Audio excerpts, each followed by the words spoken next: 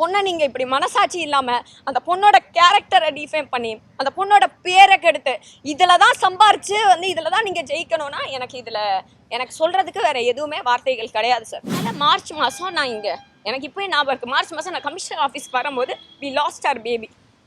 எனக்கு கல்யாணம் இப்போ தான் சார் ஆயிருக்கு. We last our first baby. இன்ஸ்டண்ட்டாக இன்ஸ்டாகிராம் மூலியமாக சிஎம் ஆனாங்க அப்படின்னு சொல்கிறாங்க விஜயனாவை எல்லாரும். இன்ஸ்டண்ட்டாக அவங்க ஆட்களை காப்பாற்றி அவங்களுக்கு எதிராக பேசுகிறவங்க மேலே இந்த இன்ஸ்டன்ட் தாக்குதல் நடத்துகிறத விட்டுவிட்டு அவர் வந்து கண்டிப்பாக மக்களுக்கு இன்ஸ்டண்ட்டாக ஏதாச்சும் பண்ணார்னா ரொம்ப நல்லா இருக்கும்னு வேண்டிக்கிறேன். பொன்ராஜ் அவர்கள் வந்து ஒரு கருத்து வச்சார், ரொம்ப தவறான கருத்து. ஒரு பெண்கள் சமுதாயத்தை அப்படி பேசக்கூடாது. அவர் மேலே இன்னைக்கு வழக்கு பதிஞ்சிருக்காங்க. இன்னைக்கு என்ன பார்த்து ஒவ்வொருத்தரும் கொச்சையா பேசுறதுக்கு நான் கம்ப்ளைண்ட் கொடுத்துருக்கேன். ஏன் வழக்கு பதியல? ஃபுல் மூன் சேல் காலை 9 மணியிலிருந்து இரவு 12 மணி வரை மே 31 ஒரு நாள் மட்டும். டயா பூஸ்டர் சுகரை கண்ட்ரோல் பண்ணும், உங்க ஆரோக்கியத்தை மீட்டு தரும். சர்க்கரையை கட்டுப்படுத்துறதுக்கான எளிமையான வழிமுறை, இயற்கையான வழிமுறை. அனைத்து மருந்து கடைகளிலும் கிடைக்கும். எல்லாருக்கும் வணக்கம். என் பேர் ஜூலி. நான் இன்னைக்கு வந்து கமிஷனர் ஆஃபீஸில் வந்து கம்ப்ளைண்ட் கொடுக்கறதுக்காக வந்திருக்கேன்.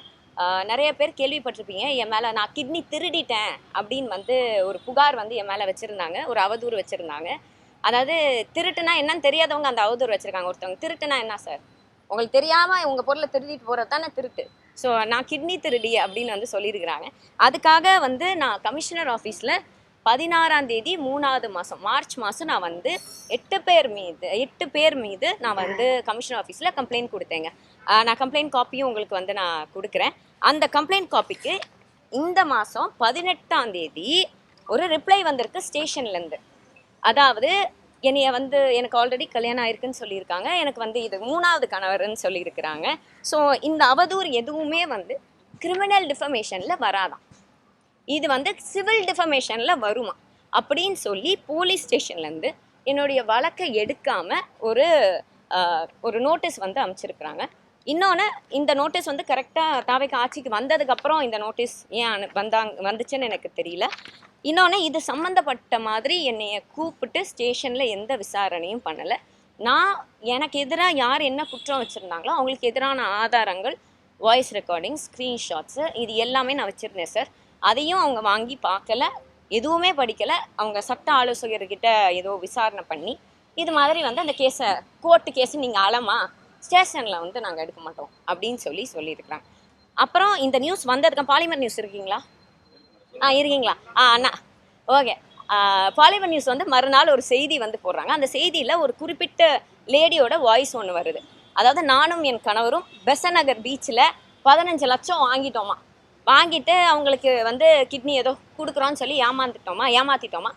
அப்புறம் அவங்க திருப்பி கேட்கும்போது நானும் என் கணவரும் போய் கையில் விழுந்து ஐயோ என்னைய காப்பாற்றுங்க, எங்களுக்கு கல்யாணம் நடக்க போகுது அப்படின்னு சொன்னதான் ஒரு சூப்பரான story, screen play, direction, narration எல்லாமே வந்து பண்ணியிருக்கிறாங்க. இதை பண்ணாங்க 2 பேரும் பெரிய சமூக ஆர்வலர்கள், mister Karthik of Trichy TVK and advocate அப்படின்னு நெல்சன்னு ஒருத்தர் இருக்கார்.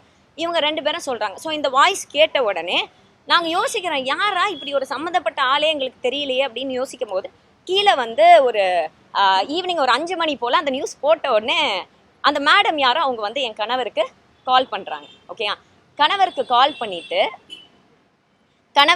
பண்ணிவிட்டு நீங்கள் 15 லட்சம் கொடுத்துட்டீங்க சார் என்கிட்ட, நீங்கள் ஏமாந்துட்டீங்க என்ன கேட்பீங்க ஃபோன் அடிச்சோன்னே. எங்கே அந்த 15 லட்சம் எடுத்து நேராகவே நீ எப்படி என்னை ஏமாத்தலாம் அப்படி கேட்பீங்களா? நல்லா இருக்கீங்களா, உங்கள் மனைவி ரொம்ப நல்லா பேசுகிறாங்க, பார்த்து பத்திரமா இருங்க அப்படின்னு வந்து இந்த லேடி வந்து சொல்கிறாங்க. நாங்கள் எல்லா கால்ஸையும் நாங்கள் ரெக்கார்ட் பண்ணோம். ஏன்னா என் மேலே இப்போ வரைக்கும் 3 நாளில் எனக்கு வந்து என்னை பாம்பு போட்டு கொன்றுவேன் அப்படின்லாம் மிரட்டல் வருது. ஓகேங்களா? ஸோ எல்லாத்தையும் ரெக்கார்ட் பண்ணதுக்கும் இவர் வந்து அந்த வாய்ஸ் ரெக்கார்டிங் அமைச்சு ஏம்மா இது 2 ஒன்றா இருக்கே அப்படின்னு கேட்குறாரு.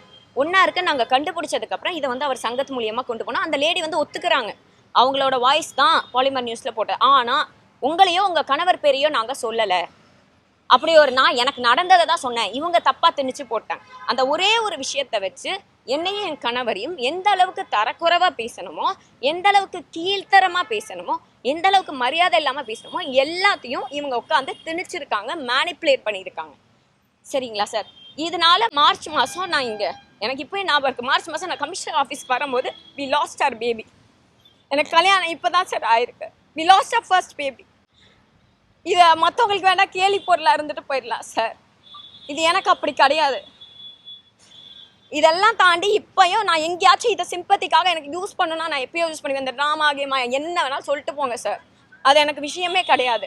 ஆனால் ஒரு பொண்ணு டிவிக்கு எதிராக பேசுதுன்ற ஒரே காரணத்துக்காக அந்த பொண்ணை நீங்கள் இப்படி மனசாட்சி இல்லாமல் அந்த பொண்ணோட கேரக்டரை டிஃபைன் பண்ணி அந்த பொண்ணோட பேரை கெடுத்து இதில் தான் சம்பாரிச்சு வந்து இதில் தான் நீங்கள் ஜெயிக்கணும்னா எனக்கு சொல்கிறதுக்கு வேறு எதுவுமே வார்த்தைகள் கிடையாது சார்.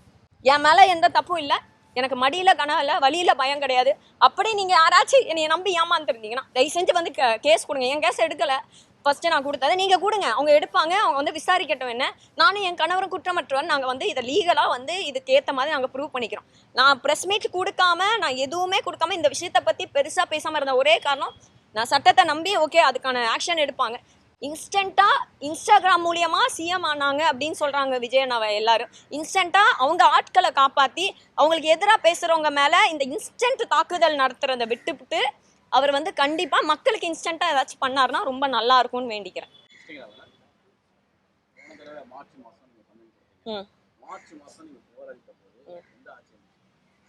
மார்ச் மாதம் நான் புகார் அளிக்கும் போது திமுக மார்ச் மாதம் நான் புகார் அளிக்கும் போது திமுக ஆட்சி தான் இருந்துச்சு, இதில் எந்த சந்தேகமும் இல்லை. ஆனால் அப்போ எலெக்ஷன் கமிஷன் ஆன் டியூட்டியில் இருந்துச்சு சார். நான் கொடுத்த அன்னைக்கு எனக்கு நல்லா ஞாபகம் இருக்குது.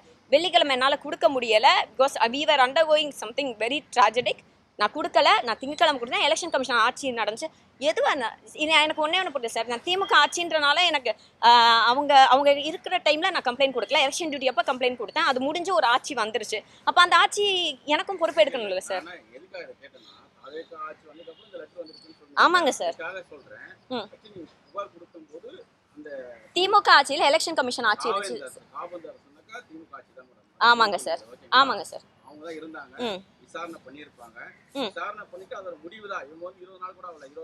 இல்ல சார், இத வந்து நான் ஏன் சொல்றேன், இல்ல நீங்க சொல்றது கரெக்ட் சார். என் கணவர் இருக்கா அலைஞ்சாரு. இவர் போய் அண்ணா நகர் ஸ்டேஷன்ல எப்ப ஆட்சி வரதுக்கு முன்னாடிங்களா வந்ததுக்கு அப்புறம் வந்தேன் ஞாயிற்றுக்கிழமை. அவங்க கூப்பிடல சார், நான் போய் கேட்டேன் ஞாயிற்றுக்கிழமை அண்ணா நகர் ஸ்டேஷன்ல. இது எங்க டிவிஷனுக்கு வரல, நீங்க வேணா கோயம்பேடுல கேளுங்கனாங்க. கோயம்பேடுல கேட்டதுக்கு அவர் வந்து ஸ்டெப் எடுத்து இங்கே வரல, நீங்கள் வலசரவாக்கத்தை கேளுங்கனாங்க. வலசரவாக்கத்தை கேட்கறதுக்குள்ள எங்களுக்கு வந்து இந்த நோட்டீஸ் வந்துச்சு வீட்டுக்கு போஸ்ட்ல வந்தோன்னா நம்ம யாராவது திரும்பி எகைன் கமெண்ட் பண்ண வந்திருக்கோம். எனக்கு ஒரே ஒரு சந்தேகம் தான் சார். பொன்ராஜ் அவர்கள் வந்து ஒரு கருத்து வச்சாரு, ரொம்ப தவறான கருத்து. ஒரு பெண்கள் சமுதாயத்தை அப்படி பேசக்கூடாது. அவர் மேல இன்னைக்கு வழக்கு பதிஞ்சிருக்காங்க. இன்னைக்கு என்ன பார்த்து ஒவ்வொருத்தரும் கொச்சையா பேசுறதுக்கு நான் கம்ப்ளைண்ட் கொடுத்துருக்கேன். ஏன் வழக்கு பதியல? அப்ப அவங்க கட்சி ஆளுகளுக்கு ஒரு நியாயம், எங்களுக்கு ஒரு நியாயமா சார்? சார் நான் சொல்றேன், அவங்களோட திட்டங்கள் எதுவாக இருந்தாலும் ஒரு பெண்ணுக்கு பாதுகாப்பு இல்லைன்னா அது கண்டிப்பாக அது ஃபெயிலியர் தான் சார். அது எந்த பெண்ணாக இருந்தால் நான் ஓட்டு போடல சார். ஆமாம், நான் ஓட்டு போடல. அதுக்காக என்னை இப்படி தாக்கணும்னு அவசியம் இல்லையே சார். சார் இன்னைக்கு வந்து அவர் சிஎம் மரியாதைக்குரிய சிஎம் விஜய் நான் வந்து சொல்லலாம் 51 பேர் இறந்ததுக்கு நான் காரணம் கிடையாது. ஆனால் நான் ஒன்று சொல்கிறேன் சார், நான் என் பிள்ளைய இழந்ததுக்கு அவர் மட்டும்தான் காரணம். ஏன்னா ஸ்ட்ரைட்டாக விஜய் அண்ணாவா சொன்னாருன்னு வந்து முட்டு கொடுக்க வருவாங்க. நான் அவர் சொன்னாருன்னு சொல்லலை. ஆனால் இப்படி அவதூறாவும் இப்படி ஆபாசமும் பேசக்கூடிய இத்தனை ஆட்கள் இருக்காங்க, இத்தனை ஃபேக் ப்ரொஃபைல்ஸ். அவங்ககிட்ட ஒரு வார்த்தை பெண்கள் அப்படி பேசாதீங்கன்னு அவர் சொல்லியிருந்தா இன்னைக்கு நான் இதை இழந்திருக்க மாட்டேன் சார். இன்னைக்கு எனக்கு நடந்துருச்சு சார். நாங்கள் தாங்கிட்டு இவ்வளோ தூரம் வந்துட்டோம். இது நாளைக்கு உங்கள் பக்கத்து வீட்டில் நடக்கும், உங்கள் வீட்டிலே நடக்கும். இங்கே எதிர்த்து பேசுனீங்கன்னா இது நடக்கக்கூடிய எல்லா வாய்ப்பும் இருக்கு.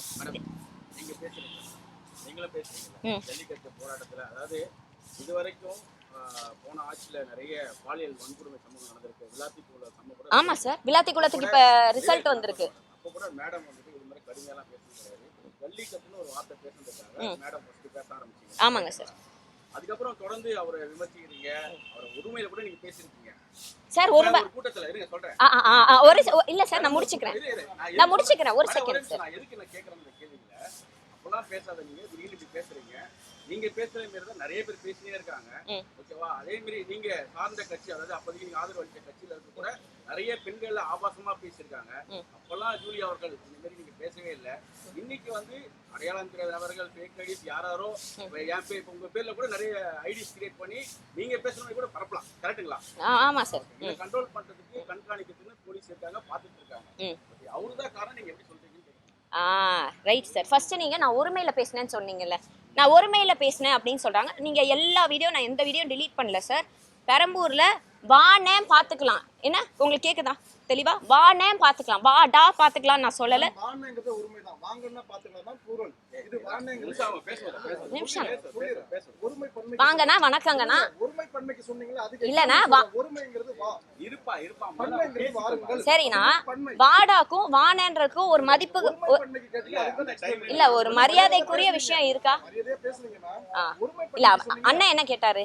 அதான் சொல்றேன். நீங்க ஒருமை பன்மைக்கு சொல்றீங்க, எக்ஸாம்பிளுக்கு சொல்றேன். ஒருமை வேற பன்மை வேறன்னு சொல்றேன். நான் எங்க ஊர் சைடுனா நான் பரமக்குடிக்காரி, பாப்பா பாத்துக்கலாம் போப்பா பாத்துக்கலாம் தான் சொல்ல. வாங்கண்ணே உட்காருங்கண்ணே, நீங்க வந்து இதுதான் plural.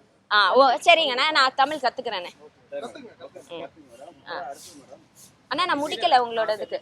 ஓகே, அப்ப வந்து நிறைய பேர் பெண்களையும் டிவிகேயோட கட்சி பெண்களையும் வந்து கேக்குறாங்க, ஏன் நீங்க கேட்கலன்னா? அண்ணா எனக்கு நடந்ததுக்கு இப்ப நான் கேட்டுட்டு இருக்கேன், அடுத்தவங்களுக்கு நடக்குதுன்னு எனக்கு தெரிஞ்சா அதையும் நான் கேட்பேன். பெண்கள் நான் கேட்கவே இல்லை. பொதுவா பொது தளத்துல போய் ஒரு செய்தியாளரோ ஓகேவா யாராவது ஒருத்தவங்க ஒரு நெறியாளரோ திமுக சார்ந்த பேசியிருந்தாங்கன்னாக்கா அவங்கள பத்தி ஆபாசமாக அவங்க புகைப்படங்களை எடுத்து சமூக வலைத்தளத்துல பரப்பி தப்புண்ணே. அந்த டைம்ல நீங்க பொருள் கொடுத்தீங்க, உங்களுக்கு ஆதங்கம் அதை கேட்கல. அந்த மேடம் அந்த டைம்ல ஒரு பொருள் கொடுக்கல, ஏன் இப்போ மட்டும் இவ்வளவு ஆக்ரோஷமா ஏன்னா வரும்போது மட்டும் ஆக்ரோஷமா வரும்போது கேட்கல. அண்ணா நான் என்ன சொல்றேன், இன்னொருத்தவங்களுக்கு வரும்போது நான் குரல் கொடுக்கல நீங்க சொல்றீங்க, எந்த இடத்துல குரல் கொடுக்கணும்னு நினைக்கிறீங்க? சமூக வலைத்தளத்துல தானே பேசிட்டு இருக்கீங்க. ஆமாண்ணா, இப்ப அதுல ஒரு செகண்ட் சொல்றீங்களா, அதே இன்ஸ்டாகிராம் தான் ஜூலி பேசிட்டு இருக்காங்க. ஆமா. வரீங்க போன தடவை புகார் கொடுக்கும்போது உங்களுக்காக கிட்டத்தட்ட 3 முறை வெயிட் பண்ணிருந்தோம். ஜூலி மேடம் வருவாங்க காத்திரே இருந்தோம், வரவே இல்லை. ஆமாண்ணா, நான் புகார் கொடுக்க இல்ல கரெக்ட்ண்ணே. நான் இப்ப எல்லாருக்கும் வந்து கேட்டவங்க எல்லாருக்கும் நான் கண்டிப்பா வந்து கொடுப்பேன்னு வந்து கொடுத்தேன். அன்னைக்கு நான் சொல்லலண்ணே, நான் கொடுக்காத ரீசன் நான் சொல்றேன். இல்ல அன்னைக்கு நான் கொடுக்காத ரீசன் நான் சொல்றேன், ஏன்னா எனக்கு அவங்களுக்கு எதிராக ஆதாரங்கள் என்கிட்ட இருந்தது. அதை மொத்தமும் ஸ்டேஷன்ல கொடுத்து நான் லீகலா அதை மூவ் பண்ணணும்னு நினைச்சேன், அது நடக்கல. சிம்பிள். அதுல என்ன சம்பந்தம் உங்களுக்கு? என்ன அதுக்கு ஏன் உங்களை இது பண்றாங்க? கரெக்ட்டா கிட்னி திருட்ட இது பண்றது காரணம் அதை நீங்க தான் சார் சொல்லணும். மேடம் நான் சொல்றேன் மேடம். நெல்சன் ஒரு புகார் கொடுத்திருக்காரு. இந்த புகாரை பேஸ் பண்ணி உங்களுக்கு நான் கேக்குறேன். கேளுங்க சார். சர்மிளாங்கறவங்க யார் மேடம்? எனக்கு தெரிஞ்சவங்க சார். ஷர்மிளான்றவங்க எனக்கு தெரிஞ்சவங்க. ஒரு 3 வருஷமா எனக்கு பழக்கம் இருந்தது. லாஸ்ட் பர்த்டே என்ன ஆயிடுச்சு, 1 வருஷத்துக்கு மேல ஆயிடுச்சு. எங்களுக்கு அவங்க பேச்சுவார்த்தை இல்லை, இது பர்சனல் ரீசன்ஸ்னால பேச்சுவார்த்தை இல்லை. அந்த சர்மிளா தான் ஓகேங்களா உங்களை பத்தி பேசி நீங்க அந்த கிட்னி தொடர்பு இருக்கிற மாதிரி ஆடியோஸ் வெளில வந்துச்சு. ஃபர்ஸ்ட் ஆடியோ நீங்க சொல்லி முடிங்க, கேக்குறேன் சார். போட்டோ எல்லாமே வந்துச்சு. ரெண்டாவது ஆடியோ தான் என்னன்னாக்கா உங்க கணவரையும் நீங்களும் இந்த மாதிரி பேமெண்ட் கேட்டீங்கன்னு சொல்ற ஆடியோ. இந்த 2 ஆடியோ தான் செய்தித்தாளங்கள்ல கரெக்ட்டுங்களா? சர்மிளா பேசின ஆடியோ உண்மையா பொய்யா? ஷர்மிளா என்ன பேசுனாங்கன்னு எனக்கு தெரியாது சார். ஃபர்ஸ்ட் பாயிண்ட், செய்தியில நீங்க பாலிமர் சொல்றீங்களா, அந்த செய்தி பாலிமர் செய்தியில நான் பார்த்தேன். அவங்க வந்து அவங்க கணவர் வந்து இது ஜூலிக்கு தெரியுமான்னு கேக்குறாங்க, அவங்க தெரியும்ன்றாங்க. நான் என்ன சொல்றேன்? பாக்குறீங்களா இல்ல உங்களுக்கு தனியா? இல்ல சார், எனக்கே தெரியும். ஏன்னா என்ன சொன்னாங்க, நான் 10 வாட்டி அந்த நியூஸை கேட்டிருக்கேன். இல்ல அவங்க வந்து இது ஜூலிக்கு தெரியுமா, ஜூலி வந்து நர்ஸ் தானே, அவங்க ஜூலிக்கு தெரியும்னா எனக்கு தெரியாது சார். நான் உங்களுக்கு சொல்றேன், எனக்கு தெரியாது. எனக்கு தெரிஞ்சிருந்தா அதை ஆதரிக்கக்கூடிய எந்த நிலைமையிலையும் நான் கிடையாது. அண்ட் அவங்கள எனக்கு தெரியும். அவங்கள வந்து என்ஜிஓவில் இருக்கிறாங்க. அவங்க என்ஜிஓ மூலியமாக நாங்கள் நிறைய தொண்டு பண்ணியிருக்கோம். இவ்வளவு சொல்கிறவங்க, நான் வந்து குழந்தைங்களுக்காக லிவர் சர்ஜரிக்கு நான் வீடியோ போட்டு என்ன ஃபண்டு கனெக்ட் பண்ணணுமோ அதை நான் கனெக்ட் பண்ணி கொடுத்துருக்கேன். எனக்கு அந்த அளவுக்கு தான் தெரியும். ஒருத்தவங்க எனக்கு தெரியுன்றதுக்காக அவங்க பண்ணுறது எல்லாத்தையும் என்கிட்ட சொல்லுவாங்கன்னு நிச்சயம் கிடையாது. அப்படி ஒரு விஷயம் தெரிஞ்சிருந்தா நான் கண்டிப்பாக அதுக்கு ஒத்துழைச்சிருக்க மாட்டேன்.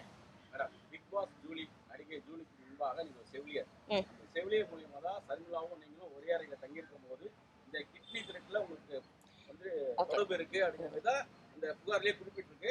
அந்த ஆடியோவும் அதை சுட்டி காட்டுது. ஷர்மிக்கு ஒரு 36-38 வயசு இருக்கும் சார். எனக்கு 33 வயசு. நான் படித்தது ராமச்சந்திராவில். ஷர்மிக்கும் ராமச்சந்திராவுக்கும் சம்மந்தமே கிடையாது. My group was totally different. ஒரே அறையில் தங்கலை சார். ஏன்னா என் வீடு அதை சொல்கிறாங்க, என் வீடு நான் வீடு எடுத்து நானும் என் கணவரும் வீடு எடுத்து தங்கியிருந்தோம். நாங்கள் ஒரேயில் தங்கியிருந்தோம். அதெல்லாம் கிடையாது சார். எனக்கு வீடு வந்து சென்ட் தாமஸ் மவுண்ட்டு. நான் 6 மாதம் கை குழந்தையிலேருந்து அங்கே தான் இருக்கேன். இப்போ கல்யாணம் பண்ணிவிட்டு கணவரோட வீடு வலசரவாக்கத்துக்கு வந்திருக்கேன். ஸோ இவங்க சொல்கிற மாதிரி இந்த நுங்கம்பாக்கம், வடபழனி இதெல்லாம் நானும் கேள்விப்படுறேன். அப்படி ஒரு வீட்டில் நான் தங்கக்கூடிய சாட்சி இல்லை, நான் அங்கே வீடு எடுத்து தங்கினேன்ற சாட்சி இல்லை, நான் பே பண்ண ரெண்ட்டு ஏதாச்சும் இருந்தால் தயவு செஞ்சு காட்டுங்க. அது ஷர்மிளாவோட வீடு சார். அது எப்போ என் வீடு கிடையாது. ஆமா சார், அவங்க வச்சிருக்காங்க. நான் இல்லைன்றேன்.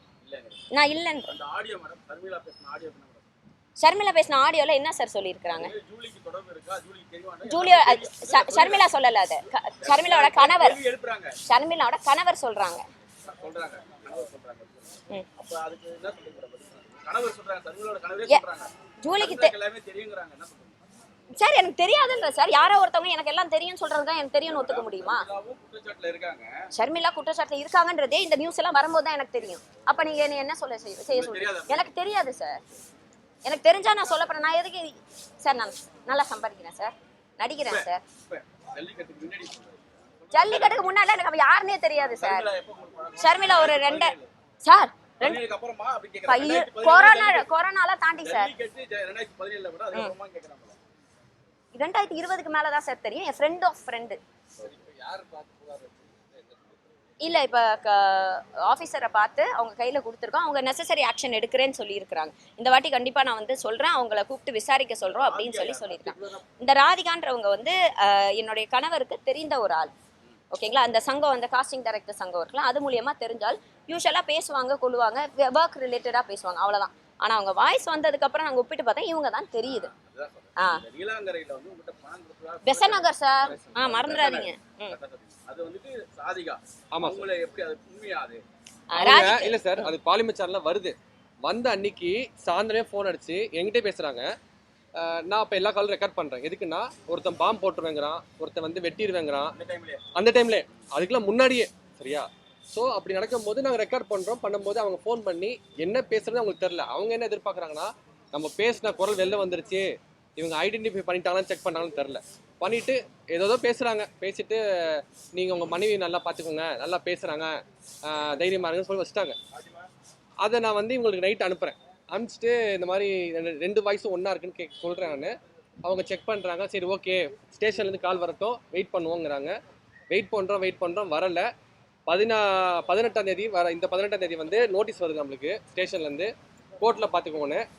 நான் என்ன பண்ணேன், அன்றைக்கே வந்து எங்கள் குரூப் சங்கத்தில் கேட்குறேன், இந்த மாதிரி இந்த வாய்ஸும் ஒன்றான்னு பாருங்கன்னு சொல்லிட்டாங்க. அவங்க ராதிகா தானே. ராதிகா வாய்ஸ் அனுப்புகிறாங்க. என்ன அனுப்புகிறாங்கன்னா, முகமது சார், நான் எந்த இடத்துலையும் உங்கள் மனைவி பேரையும் பேர் உங்கள் ஒய்ஃப் பேரையும் என் பேரையும் யூஸ் பண்ணல. கிறிஸ்டல் கிளியராக வாய்ஸ் கேட்டுக்கோங்க. நான் மென்ஷன் பண்ணல. மற்றவங்க பேசுனா அதுக்கு நான் பொறுப்பு கிடையாது. உங்களுக்கு ஏதாவது ஒன்றா நீங்கள் டேரெக்டாக என்கிட்ட கேட்கலாம், எனக்கு ஃபோன் பண்ணலான்னு. இன்ன வரைக்கும் அவங்க ஃபோன் பண்ணலை. இதுதான் லாஸ்ட்டாக அவங்க தான் எனக்கு ஃபோன் பண்ணாங்க, நான் பண்ணல. குற்றச்சாட்டை பத்தி நோட்டீஸ் என்ன வந்துருக்கா சார்? இந்த இல்ல ஒரே செகண்ட் சார், இதுக்கு ஆன்சர் பண்ணிட்டுமா? குற்றச்சாட்டு வந்து நாங்க ஏன் கேட்கலன்னா எங்களுக்கு பயமா இருக்குது சார். ஏன்னா ஒவ்வொருத்தவங்களும் ரெக்கார்ட் பண்ணி என்னத்தை திணிக்கிறாங்கன்னு எங்களுக்கு தெரியல. நாங்க ஸ்ட்ரைட்டா லீகலா டீல் பண்ணோம்னு நினைச்சோம். நாங்க ஸ்டேஷன்ல வந்து அவங்க மேல கம்ப்ளைண்ட் கொடுத்துருக்கோம். ஏன்னா இத்தனை நாள் வந்து இந்த ஒரு ஸ்டோரி ஃபுல் பெசநகர் ஸ்டோரி யார் சொன்னானே எங்களுக்கு தெரியாம இருந்துச்சு. பாலிமர் நியூஸ் போட்டதுக்கு அப்புறம் எங்களுக்கு வந்து ஐடென்டிஃபை பண்ணவாச்சும் ஒரு வாய்ஸ் ஸ்ட்ரக்சர் கிடைச்சிச்சு. அதை வச்சு நாங்கள் ஐடென்டிஃபை பண்ணி இவங்க தான் கண்டுபிடிச்சிருக்கோம். இப்போ அவங்க விசாரிச்சு ஏன் அவங்க எங்க பேரை சொன்னாங்க, அவங்க என்ன சொல்றாங்கன்னா, அது மாதிரி ஒரு விஷயத்துல அவங்க ஏமாந்துட்டதா சொல்றாங்க. அந்த ஏமாந்ததை என்னோட எக்ஸ்பீரியன்ஸை நான் ஷேர் பண்ணேன், உங்க பேரை நான் சொல்லலை அப்படின்றது அவங்களுடைய கருத்து. இது என்னன்றது அவங்க தீவிரமா கேட்டதுன்னா, தனிப்பட்ட முறையில் கால் பண்ணாங்கன்னா என்ன வேணா திரும்பி சித்தரிக்க முடியுங்கிறதுனால குரூப்ல போட்டு கேட்டது. அவங்களும் குரூப்லேயே ஆன்சர் பண்ணிட்டாங்க. அவங்களும் தனிப்பட்ட முறையில் ஆன்சர் பண்ணல, குரூப்ல ஆன்சர் பண்ணிட்டு அதே குரூப்ல சொல்றாங்க. என்ன சொல்றாங்கன்னா, நீங்க வந்து என்கிட்ட வந்து இது சம்பந்தப்பட்டு என்ன கேள்வினாலும் ஃபோன் பண்ணுங்க, அட்டன் பண்றேங்கிறாங்க. பண்ண விரும்பல, அதான் உண்மை. ஏன்னா பண்ணோம்னா என்ன வேணா திணிக்க வாய்ப்பு இருக்குது. நீங்க அங்கேயே பதில் சொல்லிக்கோங்க. சரி ஓகே, இங்க அண்ணா நீங்க சொல்லுங்க. ஆமாங்க, உங்களை தொடர்பு படுத்தியும் பல மாதங்களா பேசிட்டு இருக்காங்க. மார்ச் மாசம் 3ஆம் தேதியில இருந்து பண்ணிட்டு இருக்காங்க. ஓகே, அப்படி இருக்கும்போது ஏன் இவ்வளவு காலதாமதமா நீங்க அதுதானே நான் புகார் அளிச்சேன். இந்த விஷயத்துல ஏன் உங்களை தொடர்பு படுத்துறாங்க? அண்ணா ஒரே விஷயம் இல்ல முடிச்சுக்கோங்கண்ணே. நீங்க நர்ஸா இருக்கீங்க சொல்லுங்க. அப்படி இருக்கும்போது உங்களை தொடர்பு படுத்தினால அந்த மருத்துவமனைக்கு ஏதாவது உங்களுக்கு தொடர்பு இருக்குதா, இல்ல அந்த மோசடியில தொடர்பு இருக்குதா, எதுக்காக உங்களுக்கு? அண்ணா ஒரே விஷயம் என்ன காரணம்? இது நான் சொல்றேன். என்ன விஷயம்னா, ஜனவரி மாதம் கல்யாணம் பண்ணுறோம். கல்யாணம் பண்ணது நீங்களாம் பார்த்துருப்பீங்க, நிறைய புகைப்படம் எல்லாம் வந்துச்சு, வீடியோ எல்லாம் வந்துச்சு. அப்போல்லாம் இவங்க கிட்னி மோசடியில் இவங்க தெரியாதவங்க விஜய் அண்ணனை பேசும்போது எப்படி தெரியுது இவங்க அப்போதான் வந்து கிட்னி மோசடி பண்ணான்னு தெரியுதா? ஏன் அதுக்கு முன்னாடி இவங்க வந்து கல்யாணம் பண்ணும்போது, நிச்சயதார்த்தம் பண்ணும்போது, ஃபோட்டோ போடும்போது, வீடியோ போடும்போது அப்போ யாருக்குமே தெரியல கிட்னியில் அவங்க சம்மந்தப்பட்டிருக்காங்கன்னு. கரெக்டாக விஜயனை தாக்கி பேசும்போது என்ன சொல்கிறாங்கன்னா, அதில் கிட்னி பேசுகிறாங்க. அதுக்கப்புறம் ஒருத்தர் கால் பண்ணி என்னை மிரட்டுறாரு, அவரே மிரட்டுறாரு. அந்த காலம் இருக்குது என்கிட்ட, கமெண்ட்ஸ் ஆஃப் பண்ணுங்கிறாரு. சரியா? கார்த்திக்கு கமெண்ட்ஸ் ஆஃப் பண்ணி வைங்க, அக்காவுக்கு டேஞ்சருங்கிறாங்க. ஐடி விங்கில் கொடுத்து அடிக்க சொல்றாங்கிறாங்க. சரியா, இந்த ஆடியோலாம் என்கிட்ட இருக்குது. அதுக்கப்புறம் நம்மளுக்குலாம் ஒன்றும் பிரச்சனை இல்லை ப்ரோ, நான் ஜட்ஜை இன்ஃப்ளூயன்ஸ் பண்ணிடுவேங்கிறாரு. வைஷ்ணவியோட கேஸ்ல நான் ஜட்ஜை இன்ஃப்ளூயன்ஸ் பண்ணி தான் வெளியே வந்து அவர் வாயால சொல்றாரு. உண்மையா பொய்யான்னு எனக்கு தெரியாது சார். ரெக்கார்ட் எல்லாத்தையும் உங்க எல்லாருக்கும் நான் கொடுக்குறேன், நீங்க கேட்டுக்கோங்க. நீங்க கேட்டுட்டு என்ன முடிவு இது எல்லாம் தொடர்ந்தது எப்பன்னா கரெக்டா இந்த ஜல்லிக்கட்டுங்கிற ஒரு விஷயத்த பேச ஆரம்பிச்சதுக்கு முன்னாடி தான் ஆரம்பிச்சு. அதுக்கு முன்னாடி கல்யாணம் ஆச்சு, என் பர்த்டே வீடியோ வந்துச்சு, எல்லாம் வந்துச்சு. அப்பெல்லாம் யார் கண்ணுக்கும் தெரியல இவங்க கிட்னி மோஸ்ட்ல ஈடுபட்டிருக்காங்கன்னு. இவங்க வந்து கரெக்டா விஜய் சாரை தாக்கி பேசும்போது தான் ஞாபகம் வருது எல்லாத்துக்கும் கிட்னி மோசல்ல தலையிட்டுருக்காங்கன்னு. இல்ல இன்னொன்னு கார்த்திக் வந்து என்ன சொல்றாருன்னா, என் கணவரை வந்து தெரியலன்னு சொல்றாரு சார். ஒரு 3 வருஷமா என்கிட்ட பிக் பாஸ்க்கு சான்ஸ் கேட்டவர் தான் அவர். நான் தான் இவர் நம்பரே கொடுத்தேன். நான் தான் ஜூலி நம்பரே அவர் கொடுத்தேன். ஆனா 2 பேர்த்தையுமே தெரியாதுங்கிறாரு. ஃபெனிக்ஸ் சேனல்ல உட்கார்ந்துகிட்டு அவர் கணவர் பேரு முகமது இக்ரீம் நினைக்கிறேன் அப்படிங்கிறாரு. எப்படி 30 நிமிஷம் வீடியோ வந்த அன்னைக்கு கூப்பிட்டு என்னை வார்ன் பண்றாரு. வீடியோ டெலீட் பண்ணுங்க, இல்லனா கமெண்ட்ஸ் ஆஃப் பண்ணுங்க, இல்லனா அடுத்த 2 வாரத்துக்கு நீங்க தான் டார்கெட். சார் எனக்கு அது இல்ல சார். என்னன்னா இந்த சர்மியோட நான் 2-3 போட்டோ எடுத்திருக்கேன், 4-5 போட்டோ எடுத்திருக்கேன்றதை வச்சுட்டு அவங்களுக்கு தொடர்பு இருக்கான்னு ஃபர்ஸ்ட் எனக்கு தெரியாது. அப்படி தொடர்பு இருந்தா அவங்க கூட இருந்த காரணத்துக்காக ஏன் மேல பழி போறது கொஞ்சம் கூட ஏத்துக்க முடியாது சார். அப்படி சொல்ல போனா நான் நிறைய பேரோட போட்டோ எடுத்திருக்கேன், நிறைய பேரோட பழகிருக்கேன். பழகினவங்க எல்லாரும் பண்ற குற்றத்துக்கு நான் தான் பலியாடுன்னு சொல்ல முடியாது சார். இங்க கிட்னி வாங்குறதும் தப்பு, விற்கிறதும் தப்பு சார். சட்டப்படி குற்றம். இதை பண்றவங்க குற்றவாளிகள் தான். ஆனா இங்க இவங்க 2 பேர் விக்டிம்ஸ். எப்படி இவங்க எல்லாம் விக்டிம்ஸ், எதுலயும் சம்மந்தப்படாத நானும் என் ஹஸ்பண்டும் குற்றவாளி. சூப்பரா இருக்குல்ல சார். வீடியோ ஹெல்ப் பண்ணிருக்கீங்க கிட்னிக்காக, நீங்க ஏதாவது ஹெல்ப் பண்ணிருக்கீங்க? கிட்னிக்காக நான் இது வரைக்கும் எதுவும் ஹெல்ப் பண்ணதில்லை சார். நான் வந்து லிவர் சர்ஜரிக்கு குழந்தைங்களுக்கு நான் வீடியோ போட்டு பைசா வாங்கி கொடுத்துருக்கேன். இது பிக் பாஸ் அல்டிமேட்லேயே நான் சொல்லியிருக்கேன் என்னோட ப்ரெஸ் மீட்டில். உங்களுக்கு வேணும்னா நாங்கள் யூஸ்வலாக என்ன பண்ணுவோம்னா வீடியோ போடுவோம், ஃபண்ட்ஸ் ஃபுல்லாக கலெக்ட் பண்ணதுக்கப்புறம் அந்த வீடியோ ஆர்ச்சீவ் பண்ணி வைப்போம். என்கிட்ட அந்த ஆர்ச்சீவ்டு வீடியோ இருக்குது சார். சார் இது ஃபண்டு கலெக்ஷன் சார். லீகல், நீங்கள் சொல்கிற மாதிரி லீகலாக பண்ணி ஹாஸ்பிட்டலில் கொண்டு போய் அந்த செக்கை அவங்க கையால் கொடுத்து எல்லாமே இருக்குங்க சார். எனக்கு அதுதான் சார் தெரியல. கிடையாது சார். இல்ல மேடம், முறைகேடுனா கிட்னியை திருடி நீங்க கொடுத்தங்கறல அவங்க என்ன சொல்றாங்க சார், கிட்னியை திருடுன தப்பு சார். இல்ல மேடம், ஒரு நிமிஷம் சொல்லிடுறேன் மேடம். அவங்க என்ன சொல்றாங்கன்னா ஒரு கவர்மெண்ட் ஹாஸ்பிட்டல்ல கூட கிட்னி வாங்குறதுக்கு வந்துட்டு நிறைய பேர் இருப்பாங்க. அவங்களுக்கு முன்னாடி வாங்கி தரேன் அப்படின்னு சொல்லிட்டு ஜூலி வந்து இது மாதிரி அப்படிதான் இந்த சோ கால்ட் ராதிகா ராஜ்குமார் எங்க மேல குற்றச்சாட்டு வச்சிருக்காங்க. கரெக்ட் கரெக்டா சார்? அதுல ஏதாவது உதவி பண்ணீங்களா நீங்க? நான் எதுவும் எனக்கும் இல்ல சார், எனக்கு அவங்களுக்கு சம்பந்தம் கிடையாது. எனக்கு இது சம்பந்தமான டாக்டர்ஸையோ இல்ல நர்சஸையோ இல்ல நீங்க சொல்ற மாதிரி இந்த ஹாஸ்பிட்டல்ஸையோ அவங்களுக்கு எனக்கு எந்தவித கான்டாக்டுமே கிடையாது சார். இல்ல நீங்க செவிலியரா இருக்கீங்களா, உங்களுக்கு கான்டாக்ட் இல்லங்கறீங்களா கேக்குறாங்க சார். நான் செவிலியரா இருந்த 2017க்கு முன்னாடி. ஓகே கரெக்டா? 2017 வந்ததுக்கு அப்புறம் நான் எந்த ஹாஸ்பிட்டலையும் வந்து செவிலியராலாம் வேலை செய்யல. அதுக்கப்புறம் என்னோட கான்டாக்ட்ஸும் அப்படியே குறைஞ்சிருச்சு.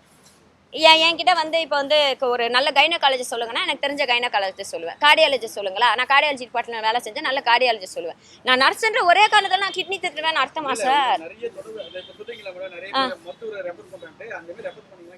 நான் யாரையும் ரெஃபர் பண்ணல சார். எனக்கு இந்த டிபார்ட்மெண்ட் சம்மந்தப்பட்ட ஆளுங்க யாரையுமே எனக்கு தெரியாது சார். ஆமா, சித்ரா மேம் இப்ப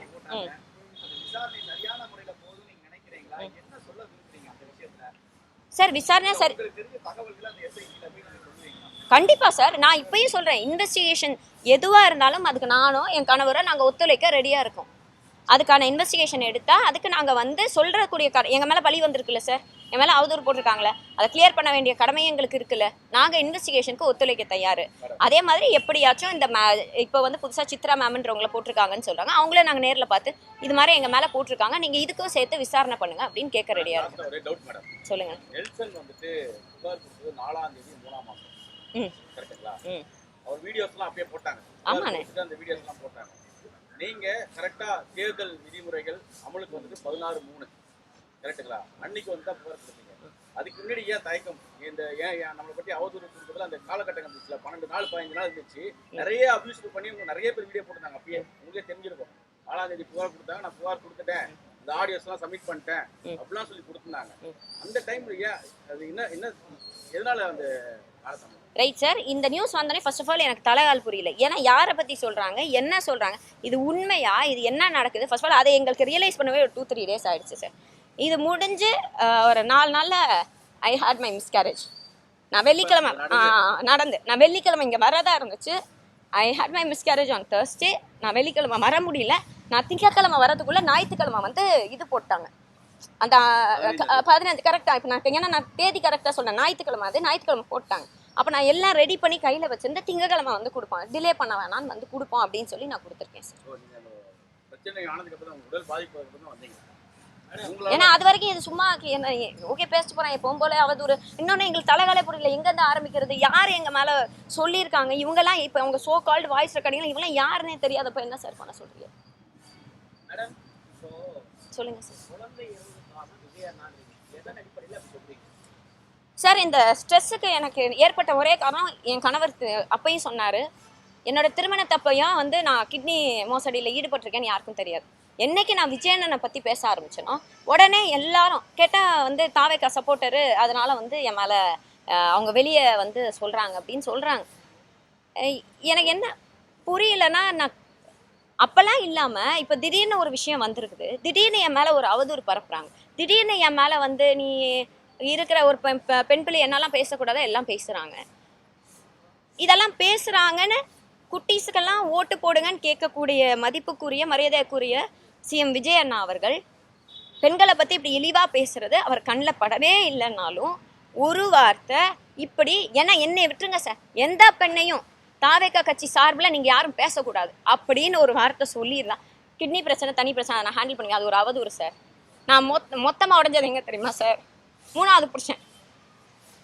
இதே கல்யாணம் நாங்கள் 6.5 வருஷம் காதலிச்சிருக்கோம் சார். இந்த கல்யாணத்துக்காக வெயிட் பண்ணி நாங்கள் அவ்வளோ தூரம் பெற்றவங்க ஏன்னா நான் பிறப்பாளி கிறிஸ்தவர், அவர் பிறப்பாளி இஸ்லாமியர். நாங்கள் உட்காந்து இந்த கல்யாணத்துக்காக அவ்வளோ ஒர்க் ஹார்ட் பண்ணியிருக்கோம் சார். எங்கேருந்தோ வந்து ஈஸியாக திமுக கிட்டேருந்து நான் 30 லட்சம் வாங்கிட்டு கல்யாணம் பண்ணுறேன்னு சொல்லிட்டு அவங்க போயிடலாம் சார், அது பிரச்சனை இல்லை. ஆனால் என்னன்னு நான் முடிச்சுக்கிறேன் சார். என்னன்னு சொல்லனா 3வது புருஷன், அப்போ 2 கணவரை காட்டுங்க சார். நாங்கள் 2 பேரும் ஹேண்டில் பண்ணிப்போம். நீங்கள் எங்களை சுற்றி இருக்கவங்கள யோசிச்சிங்களா? எங்களை பெற்றவங்களை யோசிச்சிங்களா? எங்கள் ஃப்ரெண்ட்ஸை யோசிச்சிங்க, எங்கள் சொந்தக்காரங்களை யோசிச்சிங்களா? அவங்கள எப்படி சார் சமாளிப்பீங்க? அவங்கள எப்படி நீங்கள் சமாளிப்பீங்கன்னு சொல்லுங்களேன். அப்போ ஒரு நிமிஷம் இருங்க. அப்போ இதை நான் அப்போ டிவிக்கு எதிர்த்து பேசினா அவங்க வந்து அடிப்பாங்க. அவங்க அடிக்கிறனால தான் என் குழந்தை போச்சு சார். அந்த டிப்ரெஷனில் தான் போச்சு, அந்த ஸ்ட்ரெஸ்ஸில் தான் போச்சு. இதுக்கு வேற ஆன்சர் இல்லை சார். ஏன்னா அண்ணன் என்ன சொல்கிறாருன்னா, அதாவது 51 பேர் என் மேலே கொலைப்பள்ளி போடுறீங்களான்னு அன்னை வந்து கேட்டார். 41 இப்போ அதுக்கப்புறம் இல்லை. நான் என்ன சொல்கிறேன், அது அவர் ஒரு கிளைம் பண்ணுறாரு, நான் பண்ணலை, அதுதான் அவர் சொல்கிறாரு. கொலைப்பள்ளியே என் மேலே போடுறீங்களேன்னு சொல்கிறாருல்லண்ணே. விஜய் அண்ணா வந்து இவ்வளோ பெரிய கொலைப்பள்ளியே என் மேலே போடுறீங்களே அப்படின்றாரு. நான் என்ன சொல்கிறேன், அவங்கள பற்றி அவங்க பெற்றவ வந்து என் பிள்ளை வந்து விஜய் அண்ணனுக்காக இறந்து போச்சுன்னு அவங்களோட என்ன எண்ணங்களோ அது எனக்கு தெரியாது, அதில் எனக்கு சம்மந்தம் இல்லை. ஆனால் நான் இழந்ததுக்கு காரணம் அவர் தான். இந்த ஒரு இழப்புக்கு முற்றிலும் காரணம் அவர் தான். சொல்லுங்க.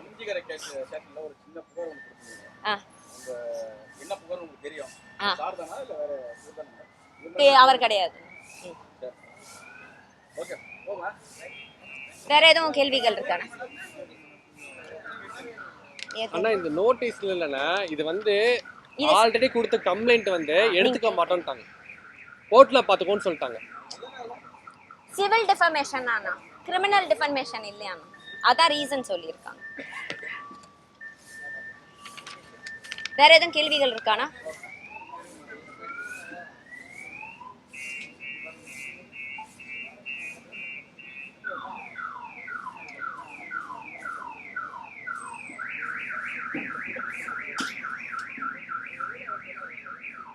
அண்ணா விகடன் வரலையாண்ணே? அண்ணா இன்னொரு விஷயம் அண்ணா, எல்லாரும் சாரி மன்னிச்சுக்கோங்க, விகடன் வரலையா? விகடன் வரலையா? விகடன்ல அவர் பேர் என்ன? ஐயனார் சார். ஐயனார் ஒருத்தர் இருக்காரு, கால் பண்ணாரு. இப்போ நீங்க வண்டி ஓட்டிட்டு இருக்கீங்க இல்ல யாரும் வேலையா இருக்கீங்கன்னா என்ன பண்ணுவீங்க? கூப்பிட்ற சார் வைப்பீங்க. அப்ப இவர் கேட்ட கேள்விக்கெல்லாம் நாங்க வந்து கூப்பிட்ற சார் வச்சிட்டேன் நான். அதை ஏன் சும்மா ஒரு பிரச்சாரத்தில் இருந்தார், இது சம்மந்தமான கிட்னி சம்மந்தமான கேள்விகள் கேட்டார். அவர் சொல்லக்கூடிய சூழ்நிலையில எல்லாம் நான் கூப்பிட்றேன்னு வச்சுட்டாரு. ஈவினிங் 4:30 மணிக்கு, காலையில் 9 மணி போல் விகடனில் பெருசாக நியூஸ் போடுறாங்க. அதாவது இது ஃபுல்லாக சமூக ஆர்வலர் சொன்னதெல்லாம் கரெக்டு, நாங்கள் அவாய்ட் பண்ணிட்டோம். இந்த நியூஸை பார்த்த உடனே இவர் ஃபோன் அடித்து அவருக்கு வந்து கிட்டத்தட்ட ஒரு 15 நிமிஷம் இருக்குங்களா, 3/4 மணி நேரம் பேசி என்ன சொல்கிறார், இதை ஃபுல் உங்ககிட்ட இப்போ சொன்னேன் இல்லை கார்த்திக் கதை எல்லாம், இது எல்லாத்தையும் சொன்னேன் சார்.